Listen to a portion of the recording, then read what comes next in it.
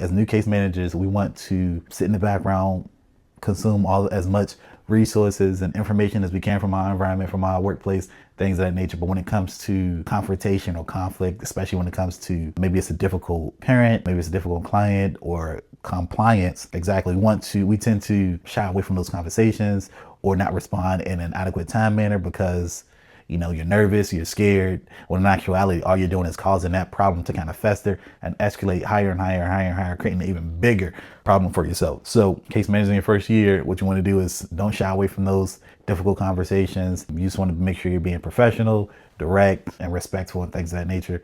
But don't shy away from those difficult conversations because they're going to continue to happen. It's just a part of the business. But you want to make sure you don't shy away from those difficult conversations, especially when it comes to compliance. What I've learned and continue to learn is that the sooner you address those difficult conversations, difficult situations when it comes to compliance, tends to sting a little less, right? When you address it head on, as opposed to ignoring it, not responding, it kind of festers and it just builds and builds and builds and builds and builds and then it explodes. So you don't want that to happen. Just go ahead and have that difficult conversation head on. And this is, I'm just giving you free information, free game, right? You're gonna thank me later.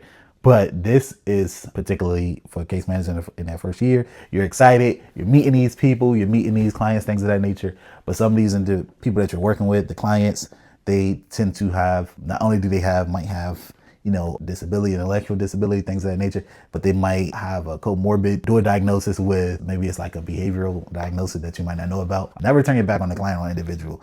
I don't care what the situation is, right? You never know what they're capable of. I had to learn this the hard way. I'll share the story to you. I went to go visit the community center, and I'm in the building and I'm going in, I'm checking, I'm greeting the staff and things of that nature. And they have a sign-in book, so I'm signing in X, Y, and Z, and I turn my back to a client that's at the center. And so this is a little guy, right? He's shorter than me, X, Y, and Z, but what I found out is he's a pretty strong guy. So I turn my back to him, and as I'm signing in to let them know, like, hey, I'm here, X, Y, and Z, he literally grabs me and throws me up against the counter. And I'm like, this guy's actually pretty strong. Like, is somebody gonna get this man off me? Right? And so unfortunately the staff didn't react in the proper time frame that they're supposed to. And what they told me was, hey, this is something that he always does. Usually takes about 2 minutes and then he lets you go. So you got a minute and a half. So I'm just sitting there a minute and a half with this guy, having me jacked up against the counter, and I'm just waiting. And then to the staff's credit, they were pretty accurate about the 2 minute mark. He let me go. But the point is, never turn your back on a client. I don't care what the situation is. You don't know what they're capable of. So always kind of keep them in front of you. You want to make sure you can see them in eyes distance. And so there you have it. If you made it this far in the video, give it 2 thumbs up. Go ahead and hit that subscribe button down below. If you like this video, you'll like the next video over here where I talk about why case management is necessary. So go ahead and click that video. I'll see you in the next video. Thanks.